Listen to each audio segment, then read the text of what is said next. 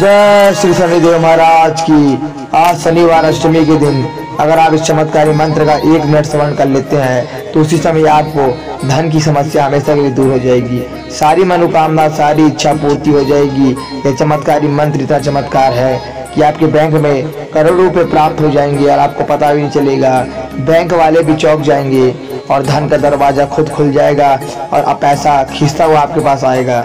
चुम्बक के जैसा इतना पैसा आएगा कि आपने कभी सोचा भी नहीं होगा। तुरंत पैसा ही पैसा प्रकट होते रहेगा, सब दिन पैसा आता रहेगा, जीवन की गरीबी हमेशा मिट जाएगी। आज यह चमत्कारी मंत्र का श्रवण कर लेते हैं तो 7 पुश्ते भी बैठ के खाएगी, इतना पैसा आपके पास होगा। धन की कभी समस्या जो आपकी घटक रही है वो हमेशा के लिए दूर हो जाएगी। धनी धन आपके घर में बरसने लगेगा। अगर आज इस चमत्कारी मंत्र को अनदेखा करते हैं तो बिल्कुल आप पछताओगे। आज इस मंत्र का श्रवण जरूर कर लेना। आइए मंत्र का ध्यान और श्रद्धापूर्वक श्रवण कर लेते हैं।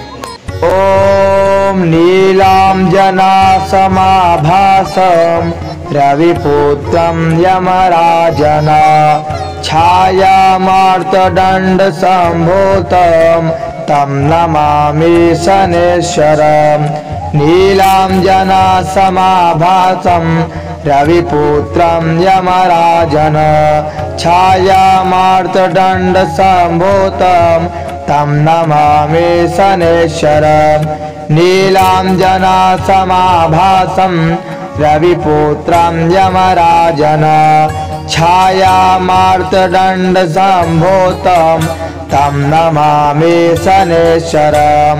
नीलांजना समाभासम रविपुत्रम यमराजनम छायामार्तदंड संभूतम तम नमामि शनेश्वरम। ओम नीलांजना समाभासम रविपुत्रम यमराजन छायामार्तदंड संभूतम तम नमामि शनेश्वरम। नीलांजना समाभासम रविपुत्रम यमराजन छायामार्तदंड संभूतम तम नमामि शनेश्वरम। नीलांजना समाभासम रविपुत्रम यमराजन छायामार्तदंड संभूतम तम नमामि शनेश्वरम।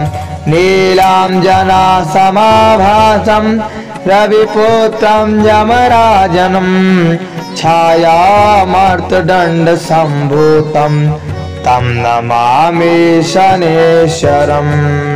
ओम नीलांजना समाभासम रविपुत्रम यमराजन छायामार्तदंड संभूतम तम नमामि शनेश्वरम। नीलांजना समाभासम रविपुत्रम यमराजन छायामार्तदंड संभूतम तम नमामि शनेश्वरम। नीलांजना समाभासम रविपुत्रम यमराजन छायामार्तदंड संभूतम तम नमामि शनेश्वरम।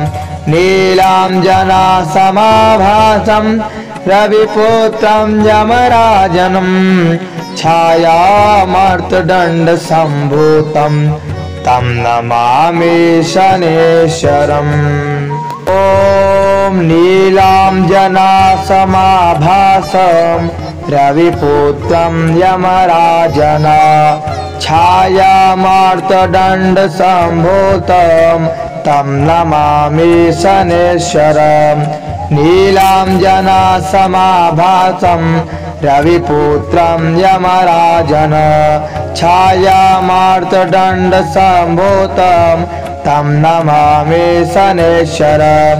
नीलांजना समाभासम रविपुत्रम यमराजन छायामार्तदंड संभूतम तम नमामि शनेश्वरम।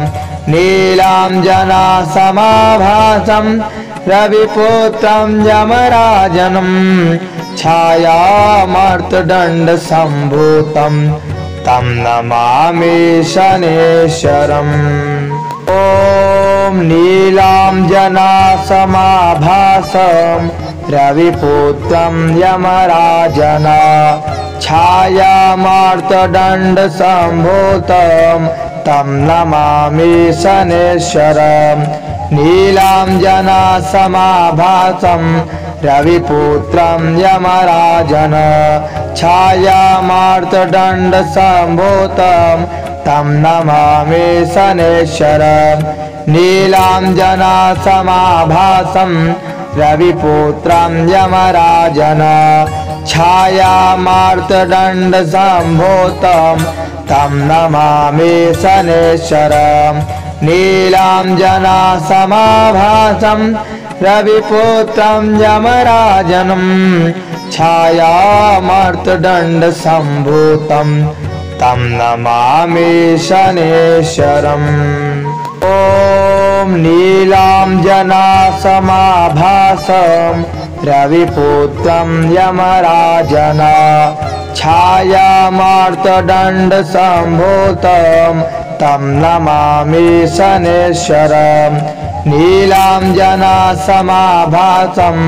रविपुत्रं यमराजन छायामार्तण्डसम्भूतं तं नमामि शनेश्वरम्।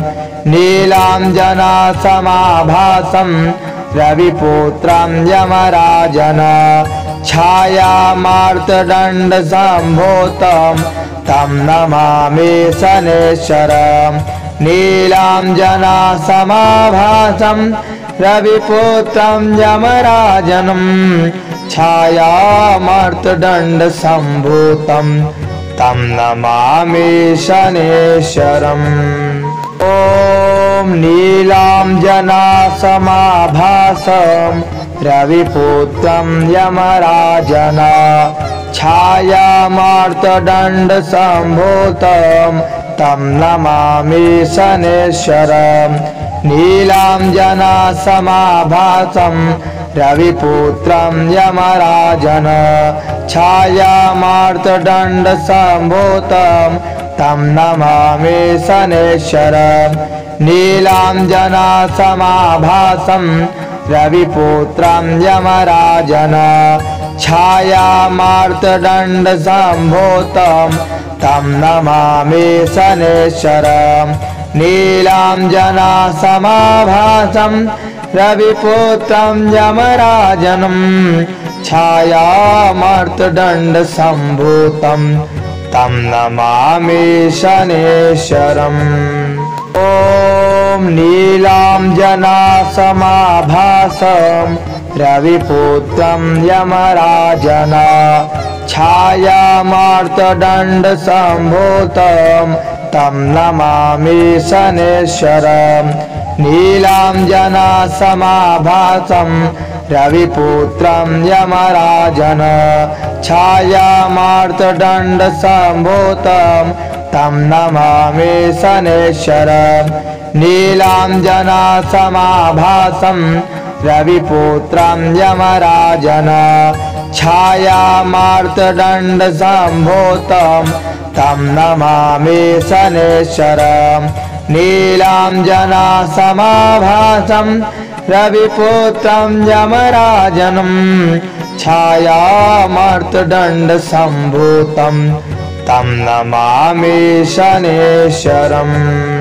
ॐ नीलाञ्जनासमाभासं रविपुत्रं यमराजन छायामार्तण्डसम्भूतं तं नमामि शनेश्वरम्। नीलाञ्जनासमाभासं रविपुत्रं यमराजन छायामार्तण्डसम्भूतं तं नमामि शनेश्वरम्। नीलाञ्जनासमाभासं रविपुत्रं यमराजन छायामार्तण्डसम्भूतं तं नमामि शनेश्वरम्। नीलाञ्जनासमाभासं रविपुत्रं यमराजनं छायामार्तण्डसम्भूतं तम नमामि शनेश्वरम। तो अगर वीडियो अच्छी लगी तो वीडियो को लाइक, कमेंट, शेयर, सब्सक्राइब जरूर कर ले और बेल आइकन दबा दे और हमारे चैनल को सपोर्ट करें।